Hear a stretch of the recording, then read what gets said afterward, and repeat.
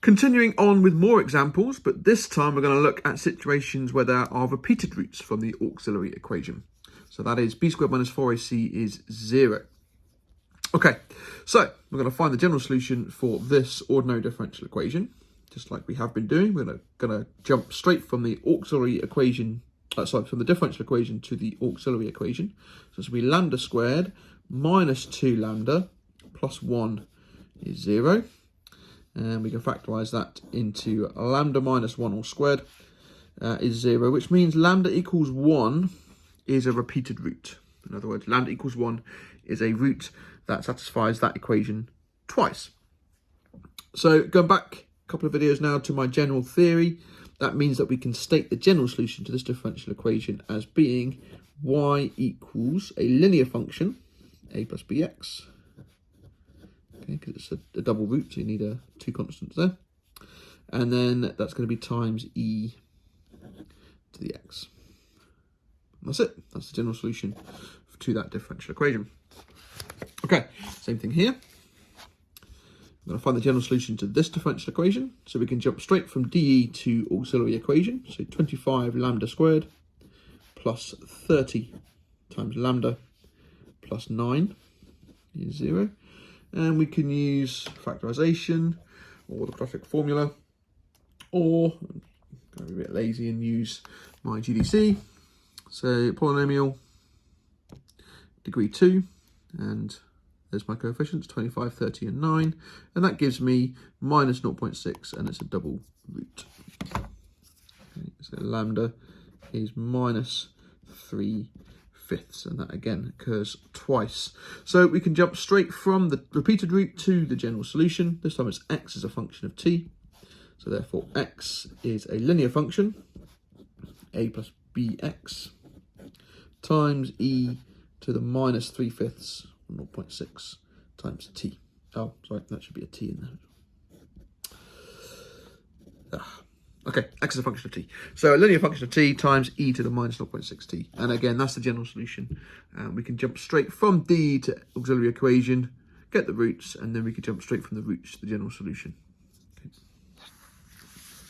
All right, some particular solutions. Find the particular solution of this differential equation, which passes through the point 0.5 with a gradient of -2, and then we are asked to sketch this curve as well. Okay, so the auxiliary equation is lambda squared plus 2 lambda plus 4 lambda plus 4 is equal to 0. And when we factorise that, we get lambda plus 2 all squared. So lambda equals -2 is the only root, it's repeated. So therefore we end up with a linear function times our exponential, and y is a function of x this time. So y is going to equal our linear function, a plus bx, times our exponential, e to the minus 2x. That's the general solution. Now that we've got the general solution, we can now consider the conditions so we can find our particular solution. So it passes through the point 0.5. That tells us that 5 is equal to a, because that's going to disappear, because x is 0, and that's going to be the number 1, because x is 0. So I get a is 5. And this, the second condition, the gradient of -2, will give us a value of b, but to get that I need to differentiate this. This is a product, so I need to use a product rule. So I'm going to do this times the differential of that, so that's going to give me just b, or b to the -2x, but I'll take the -2x out. And then I've got plus this times the differential of that, and that's going to bring our -2 down. So it's that times -2. So minus 2a minus 2bx e to the minus 2x. If you need to differentiate over a couple more lines, that's obviously absolutely fine, but you can, of course, jump if you are proficient enough. Okay, so we know that the gradient is -2 when x is 0. So we want the condition y primed when x is 0 to be -2. And that tells us that -2 is going to be equal to b minus 2a. Okay, and that's going to disappear because x is 0, and that's going to be the number 1 because x is 0. However, I already know that A is 5, so I can plug that into here. So therefore, if I add 10 to both sides, I'll end up with B as being the number 8. Okay, so now I've got my two numbers for my arbitrary constants, A and B. I can now state my final answer. Okay, don't just stop there. Please write the final answer to the question. It is the easiest mark to lose on these types of questions. Just make sure you write the answer. Therefore, Y is equal to A, which is 5, plus BX, so that's 8x, into e to the negative 2x. There we go, that's the particular solution. Okay, now for the solution, we are also asked to sketch the curve for non-negative x values. So again, you could use your GDC if you have one to do this, but I'm going to try and do it without. It's good practice. So as x tends to infinity, y is going to tend to 0. And that is because the exponential function here is more powerful than any polynomial, including this linear. So this is going to take dominance as x gets really big, which is going to drag it down to 0. Okay, so as x gets really big, this is going to pull the whole thing down to 0. So we have a horizontal asymptote on the x-axis.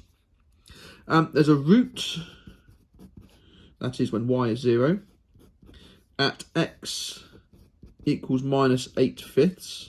That's like minus 5/8 even. However, that's not in the range that I'm sketching. So I know that for my sketch, my curve is not going to cross my x-axis. I also know my conditions. So I know it goes through the point 0, 5 with a gradient of -2. Okay, so I know all of that information. There's also a continuous function because there's no asymptotes vertically. Okay, there's my axes. Starts on a positive 0, 5 with a negative gradient, and it's going to tend to 0. There's no turning points. You could consider the differential here. There's only going to be one turning point in this curve, but it occurs at a negative x value, so it's not going to be on our sketch. And our sketch looks something like that. There's my y-axis. There's my x-axis, and that is the number 5. There we go. All right, and finally, question number 3. Find the particular solution of this differential equation, which has a stationary point on the y-axis, and the tangent at x equals -1 is parallel to y equals e to the x. Okay, so let's get the general solution in first. So we're going to get lambda squared plus 2 lambda plus 1 is equal to 0. This has a repeated root of -1. Okay, factorize it, or calculate or whatever. Lambda equals -1, which means our general solution then is y is equal to a linear function, a function of x, times e to the -x. And both of these conditions are all about the gradient. So we've got a stationary point, that means we want a gradient of 0. And we're saying that the tangent when x is 1 is parallel to this line. So that again is all about the gradient. So I need to differentiate this. So y prime is going to be this times the differential of this. That's going to give me a b. Plus this times the differential of this. That's going to be minus a minus bx. Okay, so there's my derivative. Okay, stationary point on the y-axis. So the y-axis occurs when x is 0. So that means y primed when x is 0 is 0, because it's stationary. That gives me the condition that 0 is equal to b minus a minus 0 times 1. So b minus a, therefore, is 0. Or a equals b, if you like.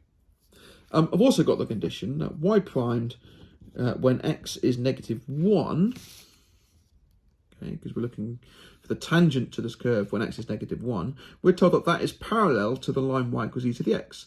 So we need the gradient of the curve when x is -1 to be equal to the gradient of this linear line, and the gradient of this linear line is e. So therefore we want the gradient when x is -1 to equal e. That's what we need to extract from that sentence. That's the condition.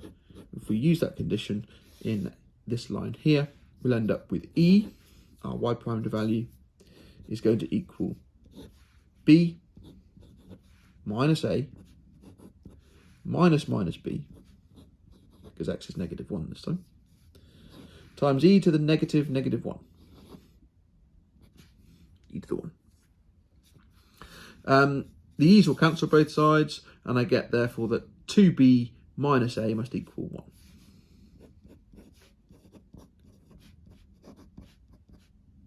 Okay, so I've now got a pair of simultaneous equations in A and B. I know that A equals B, so therefore I end up with B equals 1, which means then that A equals 1. So therefore A equals B equals 1. Okay, I've got my values for A and B now, and now I can put them back into here to state my particular solution.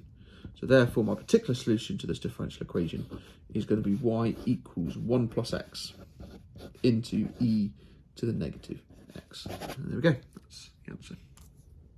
If you've got any questions on any of those three, then just pop them in the comments below, and we will continue our series on ordinary differential equations in the next video by looking at non-homogeneous differential equations.